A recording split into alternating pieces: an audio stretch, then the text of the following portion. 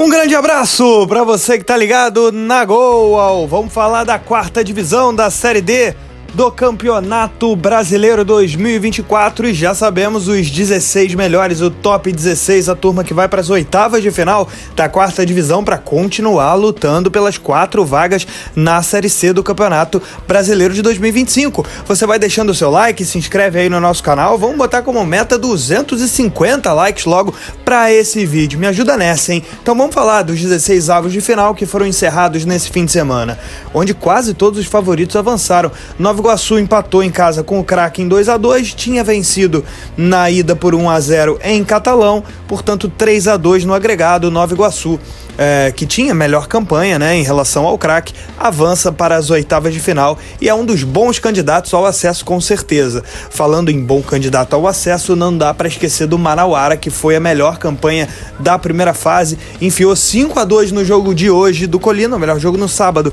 lá no Colina, em Manaus, 5-2 para cima do Tocantinópolis. O jogo de ida tinha sido 0-0, Manauara voltando a vencer e atropelando com 2 gols do Romarinho, né, abrindo essa belíssima vantagem e cravando com muita expressão, né, com muita autoridade essa goleada, esse atropelo para cima da equipe do Tocantinópolis, placar de 5-2. No Major Levi Sobrinho, Inter de Limeira e Avenida empataram por 1-1, já tinham empatado na ida, tinha sido 0-0 e agora 1-1, 8-7 na disputa de pênaltis. Inter de Limeira também avança e também tinha campanha melhor em relação à Avenida, assim como o Iguatu, que venceu a Jacuipense por 2-1 no Mangueirão também no sábado e avançou para as oitavas de final. Mais uma melhor campanha em relação a uma campanha inferior de confrontos aí, o Porto Velho tirou o River, também disputa de pênalti, mais uma disputa de pênalti, foi 5-4 lá no Aloysio Ferreira em Rondônia, avançando o Porto Velho.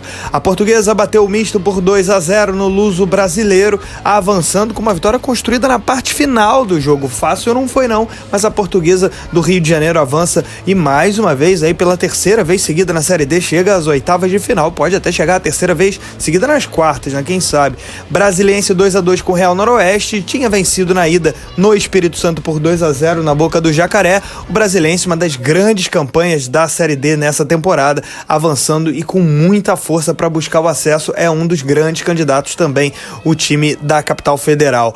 Outra disputa que foi para os pênaltis, Altos e Princesa dos Solimões, empate de 0-0, 5-4 para o time do Piauí, o jogo foi lá no Lindolfo Monteiro, o Altos avança, e repare que até agora nenhuma equipe que mandou o primeiro jogo, o jogo de ida, portanto foi visitante no segundo jogo, avançou, né? O Retrô tirou o América, como passou ali, né? O jogo na Arena de Pernambuco, mais uma disputa de pênalti. O Anápolis venceu por 3-0 e também avançou. O 13 fez 3-0 para cima do Asa no Amigão, também se classificou, metendo 4-1 no agregado. O Cianorte foi uma das equipes que venceu,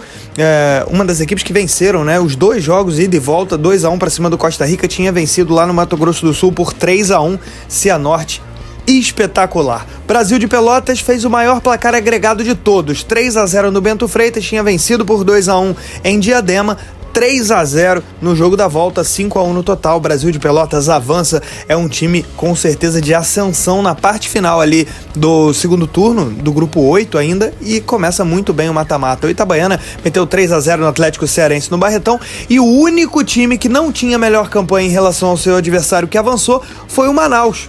0-0, também disputa de pênalti, 6-5 para a equipe do Manaus, foi a única equipe que não tinha melhor campanha em relação ao seu adversário a conseguir avançar de fase. Impressionante, sempre os times da esquerda aqui avançando, que são os times que mandaram o último jogo, e o Maringá, uma das equipes aí que também venceram 1-0 nos 2 jogos, né? Jogo de ida e jogo de volta, meteu 4-2 lá no Rio Grande do Sul, e agora no estádio do Vale, né? E agora 1-0 no Willie Davis, ganhando as 2 partidas. Vamos já pensar em oitavas de final então? Vamos pro chaveamento e começar a entender um pouco melhor. A gente já falou dos resultados, né? E aí a gente percebe o emparceramento de oitavas, né? O Manauara para pegar o Retrô, Manauara enfiando 5-2 no agregado, o Retrô teve que passar nos pênaltis contra o América, o Retrô que normalmente sente problemas aí na hora do mata-mata, vai muito bem na primeira fase e no mata-mata rateia, dessa vez consegue avançar contra uma equipe de massa, né, de maior torcida da Série D, o Alto, pelo menos nessa temporada. Altos avançou do Princesa Solimões e vai encarar o 13, teremos um 13 e Altos arrumadíssimo, um belíssimo de um confronto, 13 no Amigão honrando o seu favoritismo, enfiou 3-0, o Manaus avançou nos pênaltis contra o Maranhão, não tinha a melhor campanha em relação ao seu adversário, mas isso não impediu para ele avançar e pegar o Iguatu. Tem Porto Velho e Itabaiana também. Chegamos aí no norte, no sul, sudeste e centro-oeste. O Brasiliense avançou e vai enfrentar o Brasil de Pelotas, que enfiou 3-0 no Água Santa. A Portuguesa despachou o misto e vai pegar o Maringá, um bicho papão dessa Série D, apontado por muitos como um dos grandes favoritos, não só ao acesso como ao título também. O time do Maringá, teremos Maringá e Portuguesa nas oitavas de final, grande confronto, assim como Brasiliense e Brasil de Pelotas. E pra gente fechar o sul, sudeste e centro-oeste, o Nova Iguaçu tirou o craque, sofreu mais do que se imaginava, né? Mas avançou, que é o que importa, e vai pegar a Inter de Limeira na próxima fase. E o último confronto, Anápolis versus Cianorte, né? O Anápolis metendo 3-0, jogo da volta, virando para cima do Itabuna, e o Cianorte, uma das equipes aí a conseguir vencer os dois jogos, tanto na ida quanto na volta. Tá aí, oitavas de final, 16 clubes se classificaram após o primeiro mata-mata. Anápolis, Altos, Brasil de Pelotas, Brasiliense, Cianorte, Iguatu, Inter de Limeira, Itabaiana, Maringá, Manauara, Manaus, Nova Iguaçu, Porto Velho, Portuguesa, Retrô e 13. São os 16 que chegam às oitavas de final e continuam sonhando com as vagas na Série C do ano de 2025. Expectativa para saber quais os 4 que vão subir. Favoritos tem muitos, azarões também. O fato é que tem muita coisa para rolar. Esses são os confrontos: Manauara versus Retrô, 13 pega o Altos, tem Iguatu contra Manaus, Itabaiana vai pegar o Porto Velho. Essa é a parte do norte e nordeste, né? Sempre regionalizado a tabela da Série D. Passando adiante, Sudeste, Sul, Centro-Oeste, Brasiliense contra Brasil de Pelotas, Maringá versus Portuguesa, Nova Iguaçu enfrentando a Inter de Limeira, e vai ter também Anápolis contra Cianorte.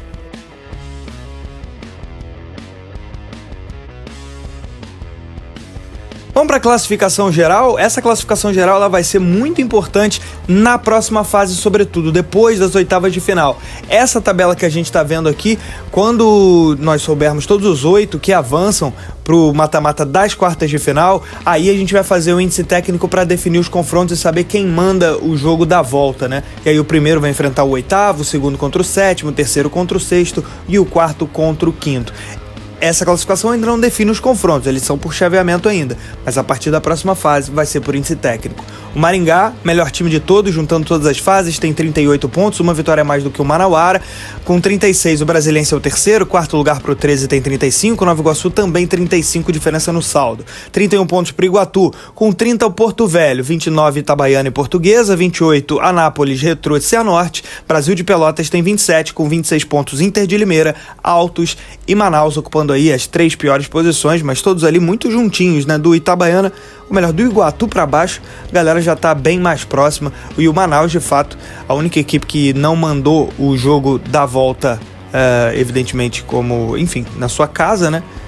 Único a conseguir passar como visitante. Ele tem exatamente a 16ª campanha, a pior desses que chegam às oitavas de final, mas no detalhe, também tem 26 pontos. Vamos aos principais artilheiros, então, da Série D, agora que a gente já tá por dentro de tudo dos chaveamentos. O Ari, do Atlético Cearense, tem 9 gols, também artilheiro da Série D, o Thiaguinho, jogador do 13. 8 gols para o Wesley Smith, do Fluminense do Piauí, e com 8 gols agora o Romarinho, do Manauara. Esse foi o resumo da Série D do Campeonato Brasileiro. Você deixa o seu like, se inscreva no nosso canal. Esse é o Top 16, os times que chegam às oitavas de final e ainda sonham com vaga na Série C, com acesso para a terceira divisão em 2025. Valeu, turma, deixa o like aí.